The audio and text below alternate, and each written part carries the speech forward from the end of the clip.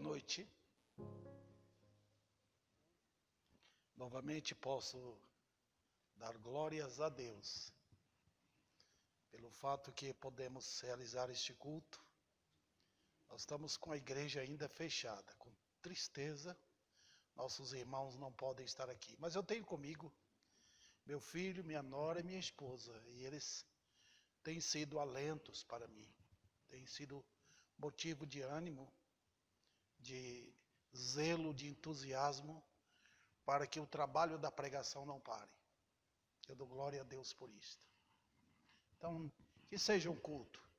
É como se a igreja estivesse toda aberta e milhares de pessoas chegando. Eu quero continuar pregando a palavra de Deus. E hoje à noite, eu trago para vocês o tema que Deus é o teu Deus. Parece ser uma mensagem temática. Mas eu não estou acostumado a pregar mensagens temáticas. Mas hoje à noite eu vou trazer uma, parece temática, mas eu quero estar envolvendo essa mensagem com o texto de Êxodo, capítulo 32. Eu espero que esta passagem seja conhecida para vocês. Eu sempre tenho voltado a esse acontecimento aqui, narrado pelo Espírito Santo, através de Moisés, este capítulo. Vamos ler então. Eu quero que você pegue a sua Bíblia e abra no texto. Eu vou ler do versículo 1 até o versículo 6. Mas vendo o povo que Moisés tardava em descer do monte, acercou-se o povo de Arão e disse-lhe: levanta-te, faze-nos deuses que vão adiante de nós. Porque quanto a este Moisés, o homem que nos tirou da terra do Egito, não sabemos o que lhe sucedeu. E Arão lhe disse: arrancai os pendentes de ouro que estão nas orelhas de vossas mulheres, e de vossos filhos, e de vossas filhas, e trazei-mos. Então todo o povo arrancou os pendentes de ouro que estavam nas suas orelhas, e os trouxeram a Arão. E ele os tomou das suas mãos, trabalhou o ouro com um buril, e fez dele um bezerro de fundição. Então disseram: este é o teu Deus, ó Israel, que te tirou da terra do Egito. E Arão, vendo isto, edificou um altar diante dele, e apregoou Arão, e disse: amanhã será festa ao Senhor. E no dia seguinte, madrugaram, ofereceram holocaustos, e trouxeram ofertas pacíficas, e o povo assentou-se a comer e a beber. Depois levantou-se a folgar. Que Deus é o teu Deus. Então o tema parece assim, sem cabimento, né? Parece que você vai estar perguntando: pastor, meu Deus? É o Deus, é Deus. Eu tenho Deus no coração. Muitos responderiam assim. Mas eu quero perguntar: o teu Deus é o Deus da Bíblia, o Deus vivo? Por quê? Porque muitos hoje afirmam que tem Deus no coração, contudo, desconhecem quem é o Deus da Bíblia. Você diz: mas é um absurdo isto. Não é, é normal. Nós estamos lidando com seres humanos. Olha o povo de Israel.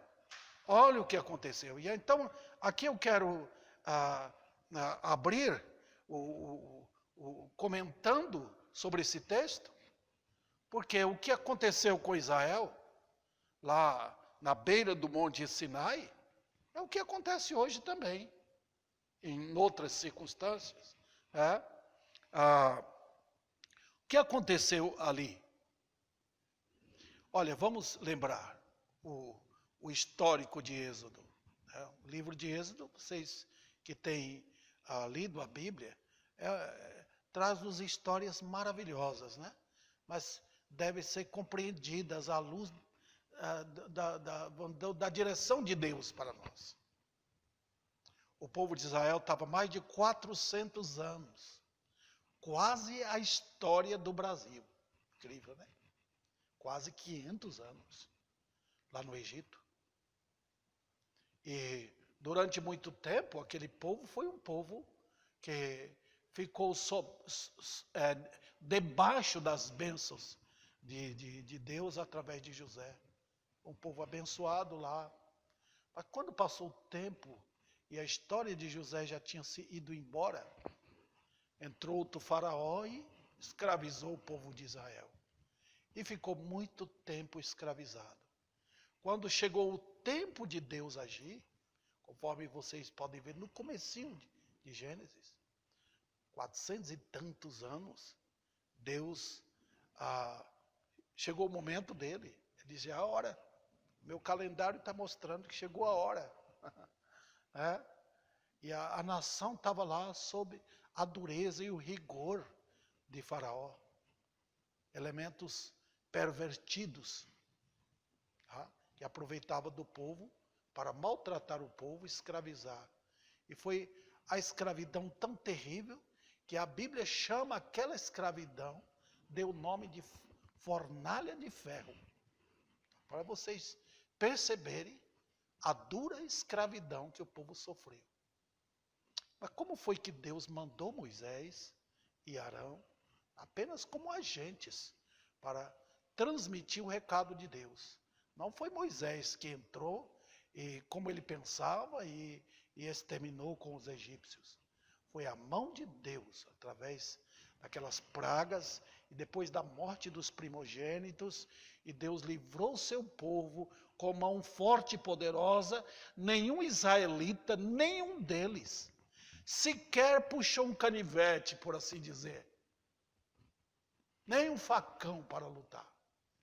Eles saíram com um feito grandioso de Deus, com Faraó ordenando, cai fora daqui, cai, não queremos mais vocês aqui, senão vai morrer todo mundo. Era a mão de Deus. E o povo então foi conduzido, através de duras circunstâncias, atravessou o Mar Vermelho, como vocês sabem a história, mais uma vez, Deus demonstrando para Israel e para aquelas nações todas, que ele, o Deus de Israel, estava chegando. Que ia lidar com as nações, com os falsos deuses. E caminhou com esse povo até chegar ao Monte Sinai. O Monte Sinai, queridos irmãos, foi aquela parada de bom tempo. Durante o período que ficou ali no Monte Sinai, Deus deu as tábuas da lei, foi escrito o livro de Levítico, foi naquele período. Depois que ele sai em direção à Terra Prometida, é que nasce o livro de Números e no final o livro de Deuteronômio. Muito bem organizado, como Deus o faz. Mas qual foi a reação daquele povo? Enquanto Moisés estava 40 dias lá no monte, o que aconteceu? Não tinha um líder lá embaixo? Não tinha um líder espiritual. O povo estava lá esperando, chegou aquele momento e falou, cadê Moisés? Nós não temos alguém para nos conduzir para a Terra Prometida. E aí eles fizeram com a majestosa atividade de Arão, como se fosse um sacerdote, com o apoio dele, fizeram o bezerro de ouro, os bezerros, porque eles colocaram o nome, esses são os deuses. E aí começaram a propagar a festa religiosa, como eles queriam. Então o que temos aqui, para abrirmos a porta, o cenário dessa mensagem, é que o povo foi libertado da escravidão pelo poder de Deus. Era para eles estarem adorando a Deus. Era para eles naqueles 40 dias que Moisés estava lá em cima, estarem ajoelhados, adorando, agradecendo, louvando a Deus. Mas não fizeram isto. A natureza humana é tremendamente ingrata. Segundo lugar, Deus deu vivas provas para eles. Não tinha qualquer razão deles a se ajuntarem para fazer o que eles exatamente fizeram. Deus deu provas de que ele foi o Deus que fez tudo aquilo. Outra coisa foi a travessia no Mar Vermelho, braço forte de Deus, anunciando, foi um anúncio geral de Deus. Vocês podem perceber que 40 anos mais tarde, na tomada de Jericó, Raabe, que se converteu lá em Jericó, lembrou disso, que Deus, o Deus de Israel, abriu o Mar Vermelho. O povo sabia da grandeza de Deus, mas o povo de Israel esqueceu, ignorou. Aquilo não foi gravado em seus corações. Eles eram idólatras. E em quarto lugar, só nessa introdução, Moisés estava no cume do monte, fazia 40 dias. O capítulo 19 era para o povo ficar ali. Ele fala, fica aí, ninguém suba, senão vai morrer. Só Moisés e Josué tinham que subir. Então, queridos irmãos, é com isso aqui, com essa fabricação desse ídolo, que eu quero perguntar, que Deus é o teu Deus? Em primeiro lugar, vamos ver aqui o Deus fabricado por mãos humanas. E aqui eu quero que nós concentremos no texto. Será uma mensagem bem prática.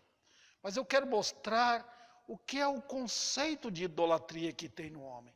Porque o ser humano fabrica o seu próprio Deus. Você pode dizer para mim, pastor, eu não tenho ídolos. Você vai em minha casa, eu tenho até versículo na parede da minha casa. Eu tenho uma Bíblia lá, né? Enquanto outros têm uma imagem de Aparecida, de Buda e de outros elementos assim, né? Outros ídolos criados. Eu não tenho isso. Mas quando a Bíblia trata de idolatria, trata dessa atividade no coração. Então, quando a Bíblia fala disso, fala do que Deus vê lá dentro. Como ele fala para Jeremias no capítulo 17 do seu livro.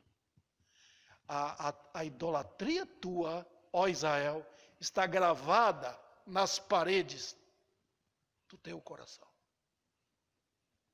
Então, o que é o Deus produzido pelas mãos humanas?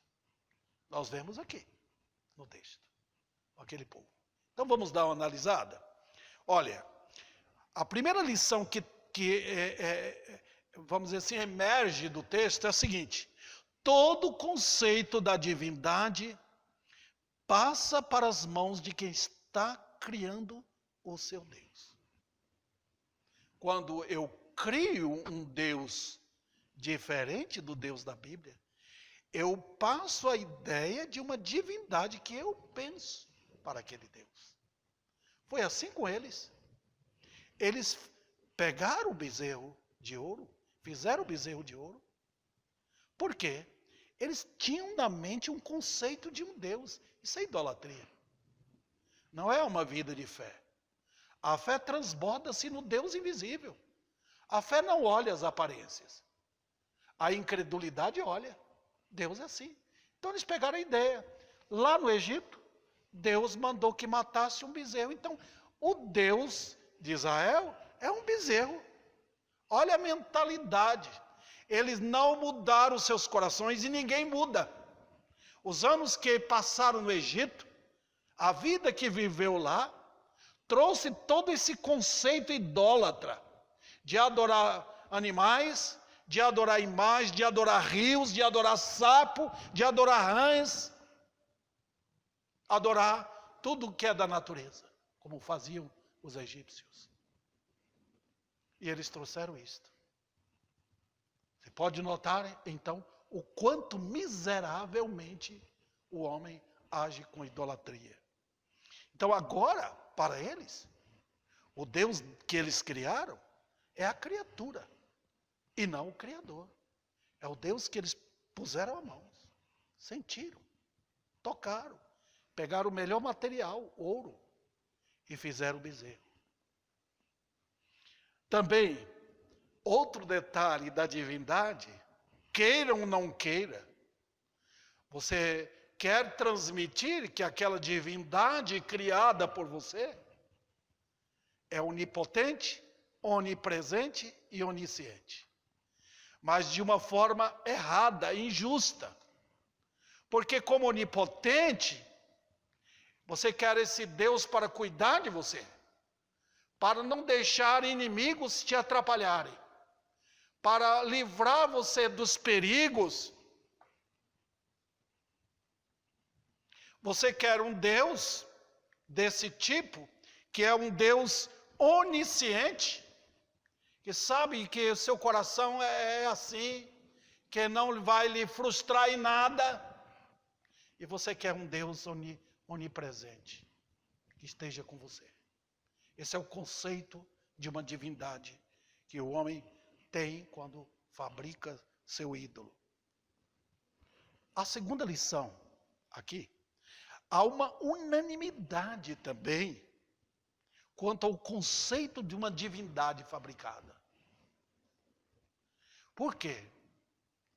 Quando os homens se unem para fabricar o seu ídolo, todos eles participam.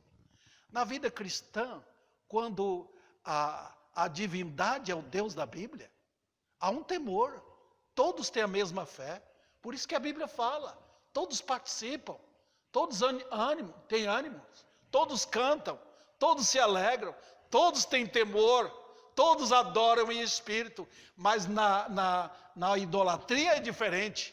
Aquele povo todo reuniu unanimemente e cada um doou. Que coisa, que sacrifício.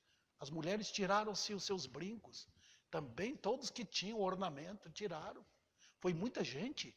Então foi coisa de provavelmente 500 quilos ou 1 tonelada de ouro que eles doaram para a fabricação disso. Olha, a unanimidade, sem questionar. Não teve ninguém para questionar aquilo, porque era a festa desejada por eles. É o Deus deles. Então, com isso, eles acrescentaram à sua divindade algo que eles o tornavam assim melhor. Deus nos fez de barro, o barro fazendo seu Deus de ouro. Então é melhor. Deus fez um animal, nós fazemos daquele animal uma divindade, fazendo de ouro. Então de ouro dá um conceito de aquilo, que aquilo é riqueza, que aquilo é melhor. Nós vamos temer diante dele, vamos adorar.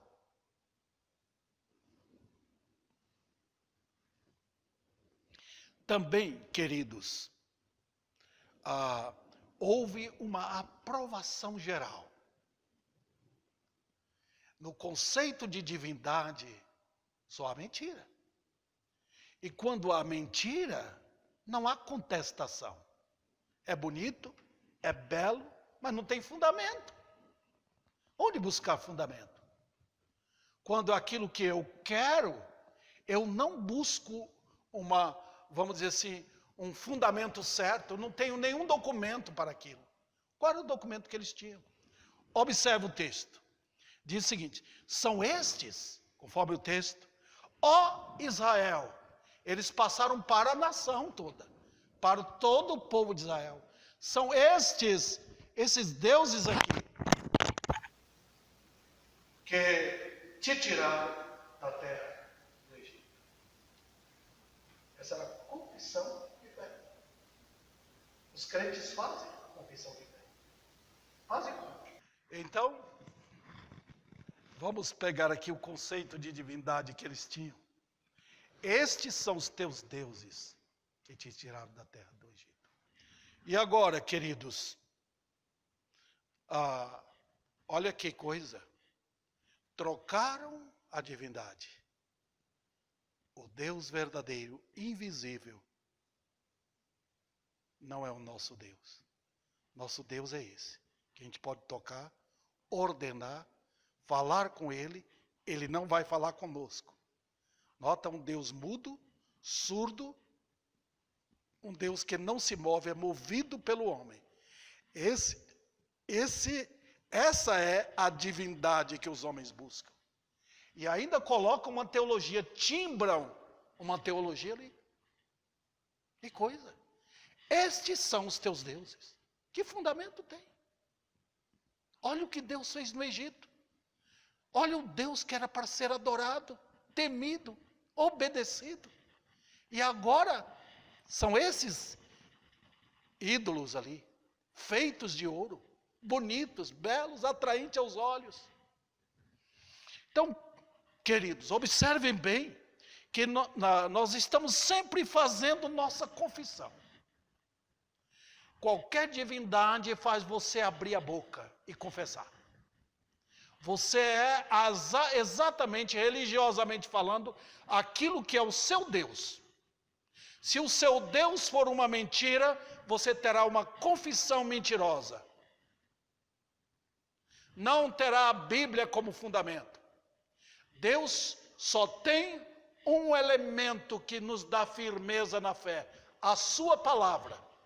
Caso contrário, nós vamos depender do que é humano para viver. Então, tudo parecia lógico, sem qualquer censura. Tudo parecia, tudo bonito. Mas notem aqui, eu entro para o terceiro argumento aqui, que eles pegaram a ideia a partir do bezerro que mataram quando saíram do Egito. E agora eles têm um bezerro que vieram dele. Não tem vida, não pode viver e nem tampouco pode morrer. Não há nada ali que possa dizer, esse é o nosso Deus. É um Deus criado e não criador. Veja bem, em segundo lugar, eles ofereceram holocausto e sacrifícios. Anotem, primeira coisa, vamos fazer. Vamos seguir a risca, oferecer holocausto. Eu não sei que tipo de animais mataram, mas ofereceram a esse Deus. E olha, eles tinham uma ideia do que era que o Deus de Abraão falava. Nós pensamos que aquele povo era idiota, era ignorante. Mas o povo de Israel tinha um conceito do Deus de Jacó, do Deus de Abraão, do Deus de Isaac. Eles não eram bobos. Mas ali nós estamos lidando com um pessoal incrédulo, rebelde. O que eles fizeram? Eles ofereceram que tipo de sacrifício? Pacífico. E é o sacrifício pacífico que entra. Não tiveram os outros sacrifícios. Vocês podem perceber que no costume judaico para adoração a Deus, tinha vários tipos de sacrifício. E o sacrifício pacífico era o sacrifício de paz. Por que esse tipo de sacrifício? É exatamente isso que ocorre quando nós temos a divindade errada. Quando temos o Deus que não é o Deus da Bíblia, nós dizemos paz, paz, a paz do Senhor. Nós sempre estamos pronunciando isso porque nós não queremos guerra, nós não queremos conflitos, nós não queremos discussão teológica. Nós aceitamos tudo. Paz. E a fé não age assim. A fé diz paz quando há paz. A incredulidade diz paz quando não há paz. A mulher adúltera de Provérbios, o que ela faz? Quando ela chama o seu amante, ela oferece sacrifício de ações de graça. Já ofereci sacrifício de manjares, de sacrifício pacífico. Está tudo bem, posso cometer maldade e limpar a boca. Então, qual era o resultado daquilo? É que eles queriam um Deus que seria submisso às suas atividades pecaminosas. Olha onde nós estamos chegando. Eu quero um Deus que não me censure. Nós saímos do Egito para ter liberdade. Nós éramos escravos lá. Nós não tínhamos a liberdade que os egípcios tinham. Eles iam na festa, nós chegávamos da escravidão, iam para nossas casas, ficávamos esperando ali, atordoados, para um novo dia de trabalho. Ou milhares de nós sofríamos espancamento. Nós não tínhamos, na linguagem de hoje, diríamos, nós não tínhamos tempo para ir ao nosso cinema, para passear, para festejar, para ir pescar, para fazer outra coisa. Nós queremos uma divindade assim, que nos libera para o nosso carnaval. Nós queremos pular, dançar, nós queremos viver a vida. Essa liberdade que nós queremos. Então, nada de censuras, nada de julgamento, nada de punição, tudo aparentemente gracioso. É por isso que a Bíblia diz que eles assentaram para comer e beber. E levantaram para adorar? Não, para divertir.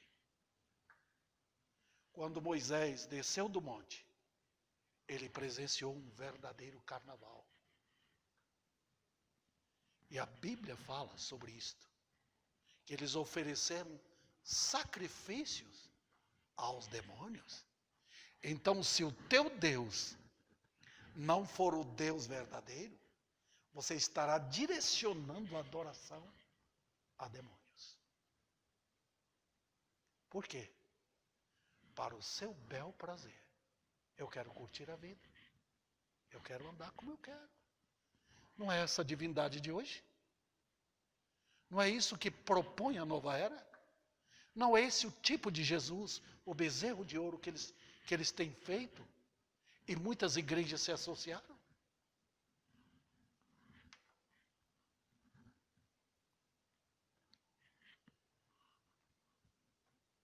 E o homem sempre pensou assim.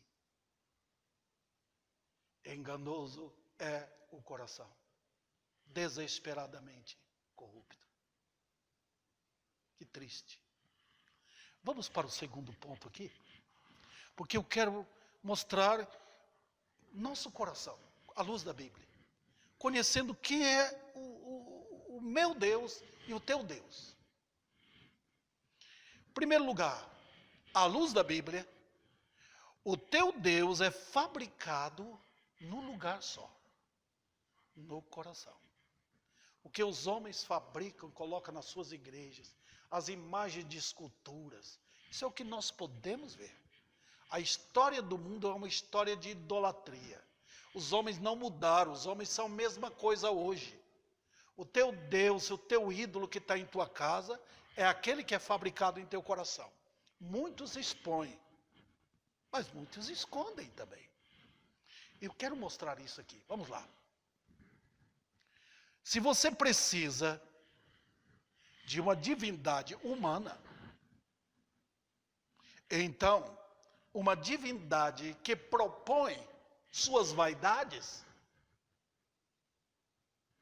o homem será o teu Deus. Eu posso garantir para todos,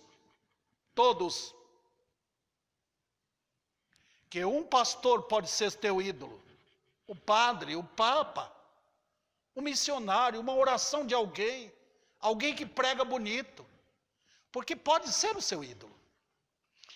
Por exemplo, quando Jesus chama a atenção dos judeus, no capítulo 5 de João, aqueles judeus eram tremendamente idólatras.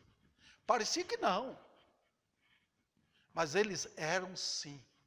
Eles odiavam o Senhor quando o Senhor falava a verdade para eles. Mas você lembra de João Batista?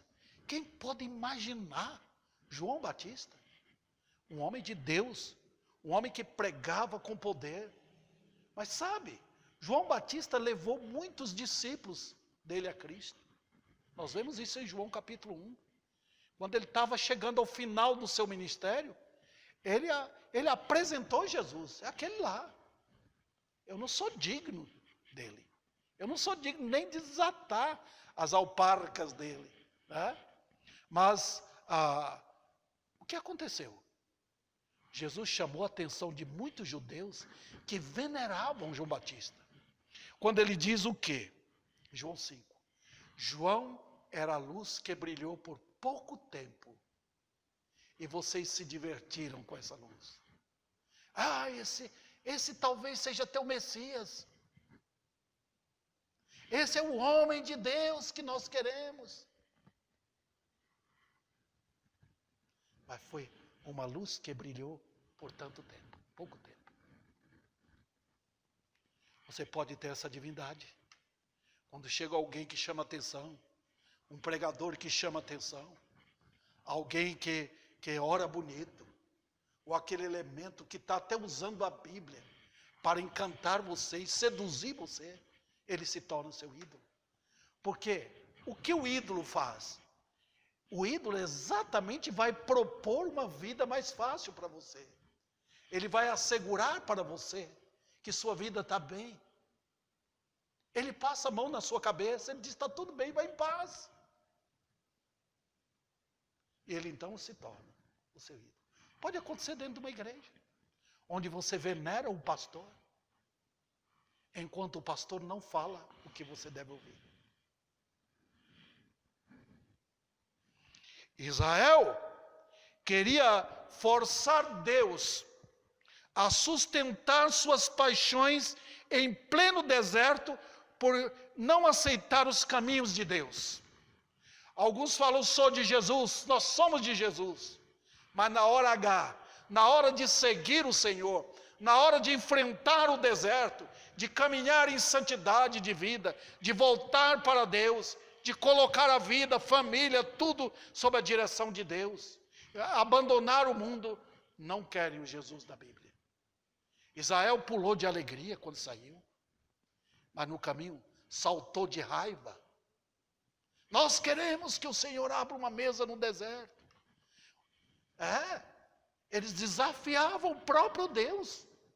Quantas vezes a ira de Deus caiu sobre aquele povo, como caiu sobre aqueles homens, 3.000 almas morreram por causa do bezerro de ouro.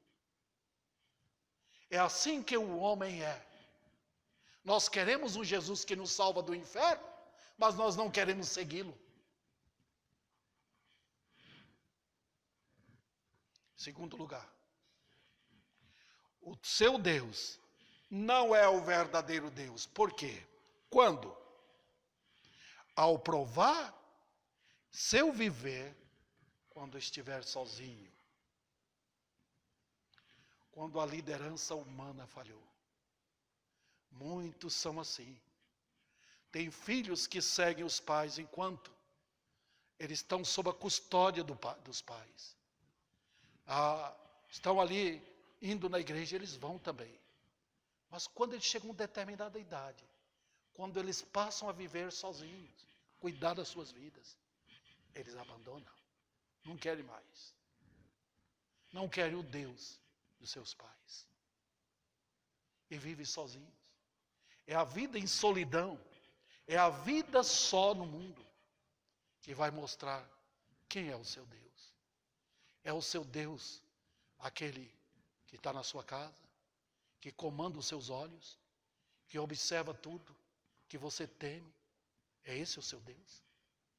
É o Deus da Bíblia? Se não é, então não é o Deus vivo e verdadeiro. Moisés não estava presente ali. 40 dias ele ficou fora no monte. Então, falhou a presença de Moisés. O povo então foi atrás do seu Deus falso. Também, o seu Deus não é o Deus verdadeiro quando, veja bem, ao despontar o caminho que somente a fé pode percorrer. Você vai muito bem. Você pode dizer que é um crente, que tem os ensinos da verdade, da teologia na sua mente, nos seus sentimentos. Você pode até ter andado na igreja, aprendido os hinos, os cânticos que você gosta, aprendido até louvar. Mas o segredo da vida cristã é se você está percorrendo o caminho da fé. Aí é só para os que creem. 2 vezes em Isaías fala que esse caminho os loucos não podem andar. Você vai tombar lá. Então, se você não tiver a fé que o Senhor entregou aos santos, você não vai adiante. Vamos ilustrar. Eu tomo a vida aqui daquelas 2 mulheres moabitas, daquele pequeno livro da Bíblia, o livro de Ruth.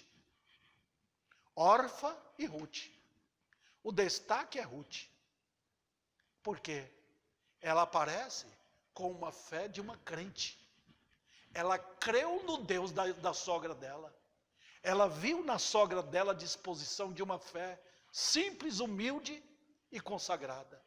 E ela juntou-se com sua sogra e andou as 2 de volta para Belém. Mas Orfa, o que aconteceu? Tudo ia muito bem. O Deus dela era o Deus da Noemi. O Deus do marido dela, que morreu. Mas agora, o que aconteceu? Quando ela presenciou o caminho, ela foi até certa distância. Aí o que aconteceu? Ela meditou nos parentes dela, no povo dela, no Deus dela. Ela olhou para trás. Ela fez igualzinho a mulher de Ló. Ela olhou para trás. Ela só não virou uma estátua de sal, mas ela andou de volta. Ela falou, vou voltar. Está vendo aqui? Eu estou indo pensando que eu sou um crente. Mas quando eu avalio o caminho, quando a mensagem é dura, quando o caminho para o céu é muito estreito, quando as dificuldades aparecem, a autonegação, uma vida santificada, uma vida contrita com Deus, uma vida depositada aos pés de Deus, uma vida que interessa pelo bem dos crentes, pelo bem da igreja, uma vida de oração em casa, uma vida com a palavra de Deus, uma vida que vai abandonar o mundo cruel. Então, de volta. Esse Deus é outro Deus, não é o Deus da Bíblia. Quando as circunstâncias forem adversas.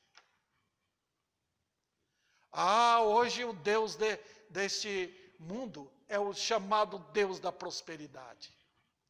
Mas isso é antigo. Lembra da mulher de Jó? Ela teve o Deus de Jó enquanto tinha prosperidade. Quando as fazendas tinham tudo. Os filhos estavam perto. Quando a riqueza chegava perto dela, era uma dama, uma madame em casa. Tinha uns empregados para fazer tudo. E agora o que ela está vendo? O esposo dela perdeu tudo, perdeu a família toda. Só tinha ela. E ela agora diz o quê? Abandona o teu Deus e morre. Muitos vão assim. Vão indo bem. Parecem crentes. Mas quando chegam os problemas, quando chegam as adversidades na vida, a vida cristã é cheia de altos e baixos. É cheio. Nós estamos caminhando para a terra prometida. Tem uns montes de bênçãos. Hoje eu tenho tudo. Eu tenho em casa o que comer. Todo mundo está com saúde. Tá? Tudo abençoado, por assim dizer. Mas amanhã tudo muda. Jó não tem mais ninguém. Está ali cheirando mal por causa da enfermidade. Todos ficam longe dele porque não querem sentir o mau cheiro. É assim a vida cristã. Um homem de Deus jamais negaria. Ele disse, Senhor deu, o Senhor tomou. Tu és louca, mulher. Ele falou bem na cara dela. Anotem que há um Deus que não suporta, que não dá poder para as adversidades. Esse Deus não é o Deus da Bíblia. O Deus da mulher de Jó não é o Deus de Jó. Pedro também avaliou os perigos e resolveu negar Jesus. É claro que Pedro era um homem crente, mas o conceito de Pedro, Deus, o Senhor Jesus Cristo, foi lhe avisando aos poucos. Pedro era de uma autoconfiança incrível. Pedro queria seguir Jesus e ser um herói dele. Ser como Davi foi para Saul. Ser como qualquer soldado poderoso era. Puxar a espada. Ele queria ser um valente de Davi. Mas no tocante a Jesus Cristo, não era. O reino de Deus não era para isso. O reino de Davi, para estabelecer Israel, era um reino que exigia homens de guerra.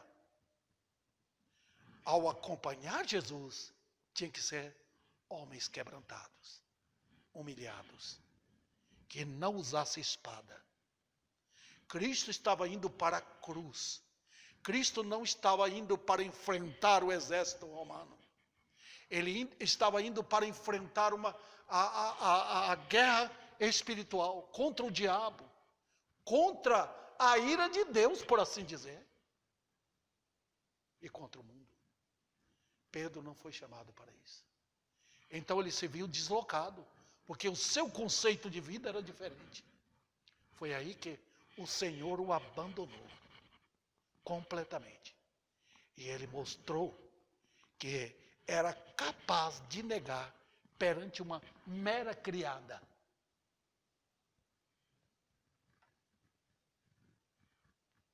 Ele teve que chorar amargamente, porque o conceito de Deus que ele tinha era diferente. Mesmo que Deus usasse Pedro para falar coisas incríveis, como ele falou, tu és o Filho de Deus, em Mateus 16. Muito bem. O teu Deus não é o Deus verdadeiro. Quando? Quando o curso de sua vida é um obstinado querer fazer a própria vontade. O rei Acabe, sempre cito esse rei no Velho Testamento. Foi um dos piores reis de Israel. Mas ele tinha um conceito incrível de divindade. Ele queria um Deus que aprovasse o caminho dele. Por isso que ele não gostava do Deus de Micaías. O Deus de Elias não era o Deus dele. Ele fugia disso. Era um homem medroso. Mas como era obstinado em querer fazer o que ele queria, ele arrumou mais de 400 profetas. Aqueles homens eram simples. Viviam à custa do rei. Viviam à custa do povo. Era igual político, né? Comia da mesa do rei. Quem pagava aquilo? Os impostos do povo. Era. Mas notem, Acabe era o Deus dele. Então ele estava pronto a matar qualquer um que se pusesse à frente dele para impedir, para dizer que ele estava errado. Então, queridos, os homens estão dispostos a gastar com seu Deus. Nós damos aquilo que nós queremos para o nosso Deus. Ele vai nos abençoar? Ele vai abençoar nosso caminho tortuoso? Então eu pago para ele, dou meu dinheiro, dou meu dízimo, dou minhas ofertas para essa divindade. Se alguém está pregando um Deus que eu gosto, eu vou pagar, eu vou admirar, eu vou estar com ele lá. Esse Deus eu vou defender, essa divindade. Mas também, quando não é o Deus verdadeiro, o que haverá? Haverá uma tremenda revolta quando presenciar a verdade em sua essência. Aí tudo bem, olha que pastor abençoado, Deus falou ao meu coração, que mensagem maravilhosa, vai tudo bem. Mas quando a verdade começa a penetrar na alma, no coração, mexer com orgulho, com suas vaidades, você diz, eu não quero isso. Veja bem, não foi assim com os judeus? Quando eles encararam o Senhor da glória, aquele simples nazareno, era o Senhor da glória, era o próprio Deus de Israel. E quando a mensagem de Jesus começava a atacar a eles, vocês são escravos do pecado, vocês são filhos do diabo, não são filhos de Deus coisa nenhuma, vocês amam a mentira. Então eles voltavam para tirar a pedra. era mexer com eles. Era como se estivesse mexendo com cobra venenosa.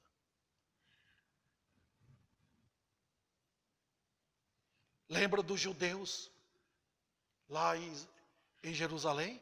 O povo mais simples sobrou com a deportação de Jerusalém para a Babilônia. Ficou o povo plebeu, aquele povo mais humilde da nação. E Jeremias foi falar com eles. Quem sabe? É um povo pobre. Quem sabe segue a Deus. Parecia. Mas não. Não vão para o Egito. Deus não quer que vocês vão para lá. Fiquem aqui, vocês estarão protegidos. Mas aí, quando Jeremias voltou e viu aquele povo todos trabalhando, para quê? As mulheres preparando tecidos, fazendo casinhas para uma deusa chamada a Rainha dos Céus.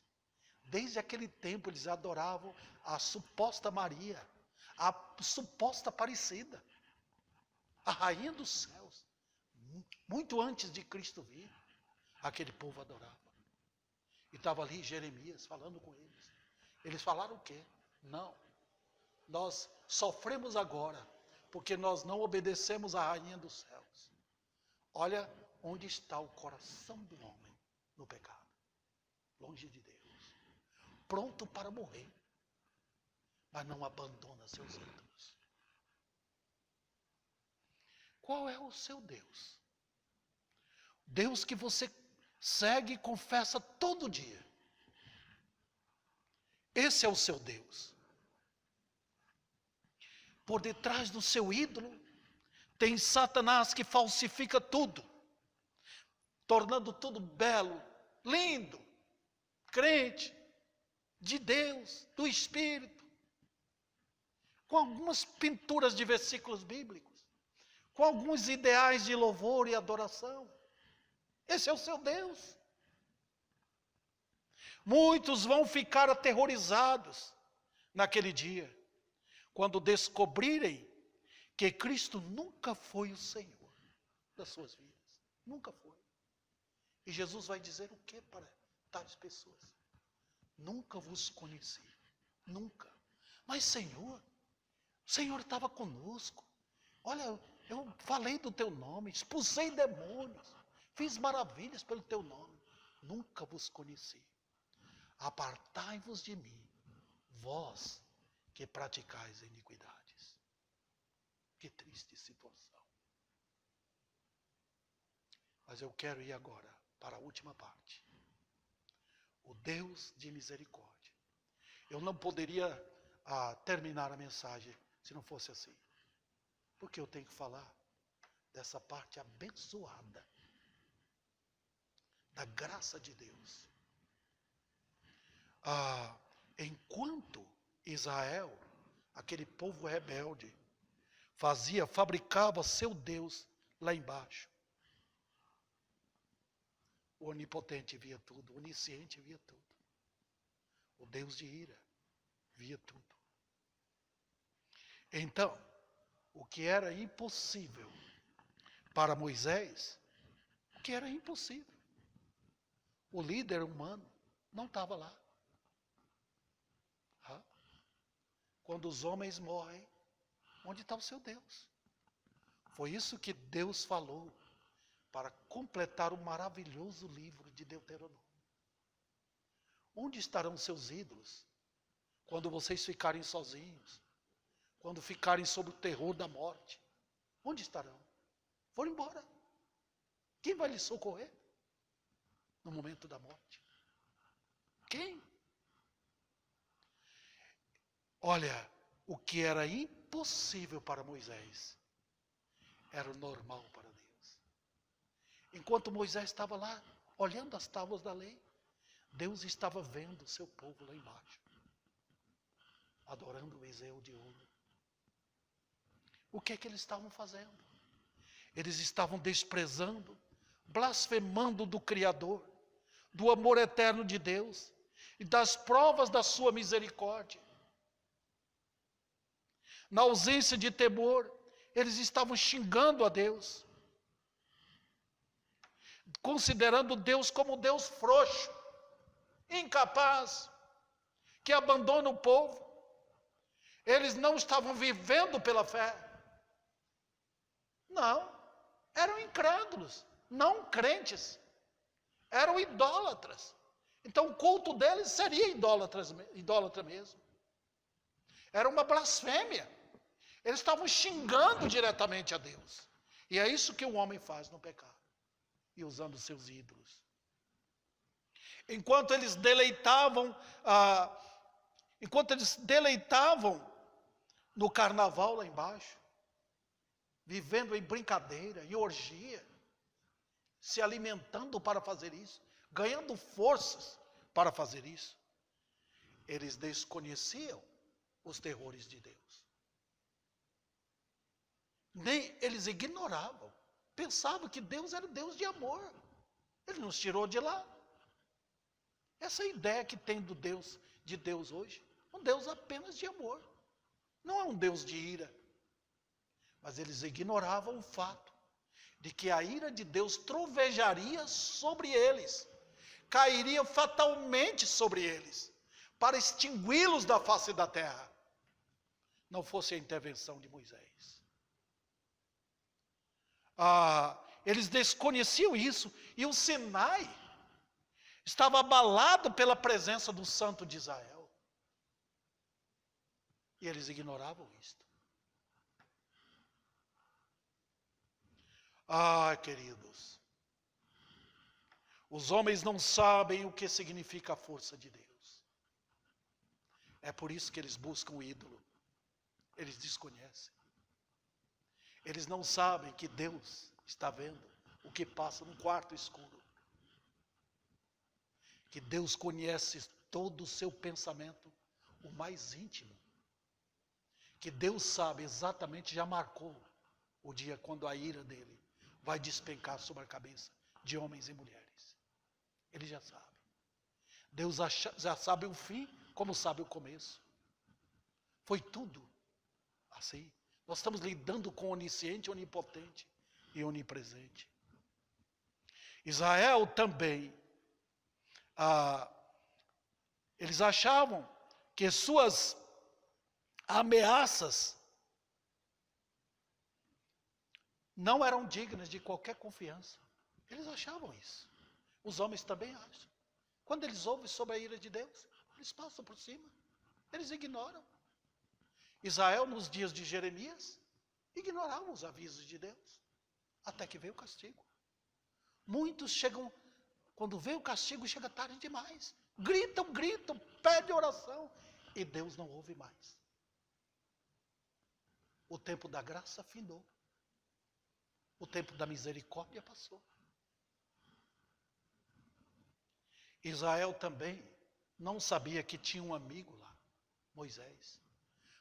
Moisés foi o grande amigo do povo de Israel, que estava intercedendo por eles lá, enfrentando a presença de Deus, e pedindo, rogando, passando dias em jejum e oração pelo povo, para que Deus não destruísse a nação.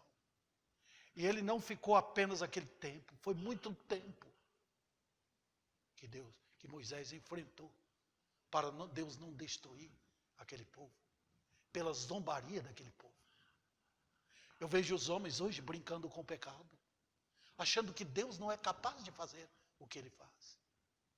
Os homens esquecem que tem um amigo, Jesus Cristo, que intercede pelos pecadores. O único homem perfeito que fez mediação, o único mediador. Moisés é apenas uma sombra.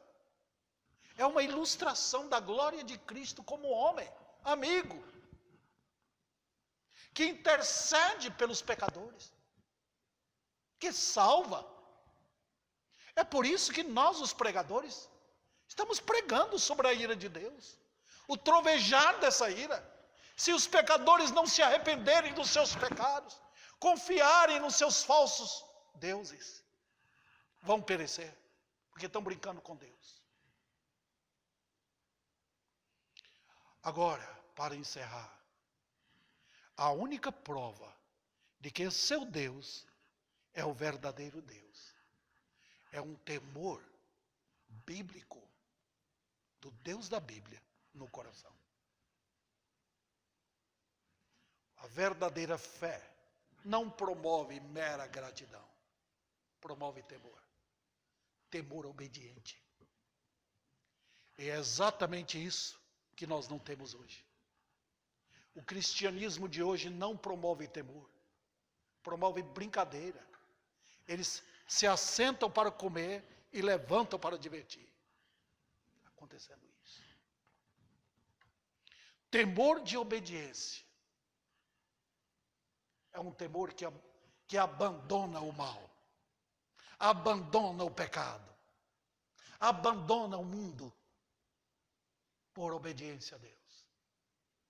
Abandona os ídolos por causa do Deus vivo e verdadeiro. É um temor de reverência, porque a fé vê o invisível. A fé contempla o Deus da Bíblia. A fé tem reverência, não brinca, não chama louvor de louvorzão, não. A fé tem um louvor no coração. E a fé canta louvores a Deus sob a majestade da palavra, da verdade. Há um temor de santidade, de pureza. O crente vê a glória de Deus sempre. Um Deus majestoso presente. O crente é aquele que teme ao Senhor e quer andar como Ele anda. Ele não fica distante com medo, ele aproxima em oração.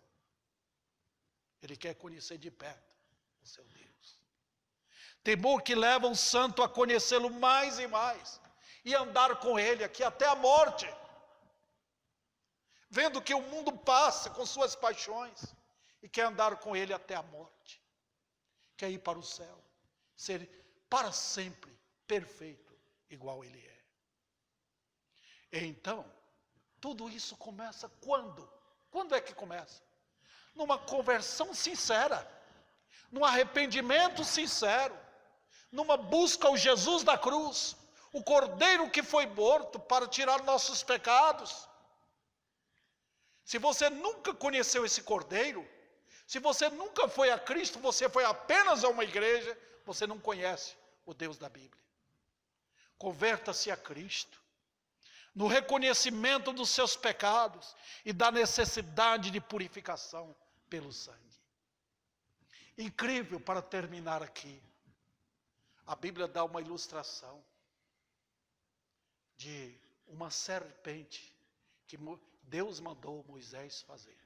Serpente de bronze, não de ouro. Porque a serpente de bronze mostra exatamente a glória de Cristo como um homem. Mas aquela serpente foi para quê? Ilustrar o quê? O povo de Israel no deserto havia ofendido a Deus, murmurado contra Deus. Deus mandou serpentes abrasadoras, as nájeas do deserto, para picar o povo. E o povo, enquanto estava morrendo lá, quem olhava para só olhar, buscando socorro. Não era aquele olhar desinteressado. Aquilo não vai fazer bem para mim, não. Eu preciso de um soro antiofídico, por assim dizer. Mas quando eles olhavam, buscando ali, naquela serpente, a resposta para curar, eles eram curados imediatamente. Não era idolatria. Era um tipo de quê? Um símbolo do que viria na cruz. A serpente de bronze aparece em João capítulo 3. Assim como Moisés levantou a serpente no deserto, assim importa que o Filho do Homem seja levantado, para que todo que nele crê tenha a vida eterna. Serpente de bronze era o símbolo daquele que se tornou pecado, não pecador. Vou repetir sempre, pecado, a essência do pecado na cruz. Olhe, meu amigo, pela fé, para o Cordeiro que foi morto, a fim de lhe salvar. Creia nele agora como seu Salvador e será salvo.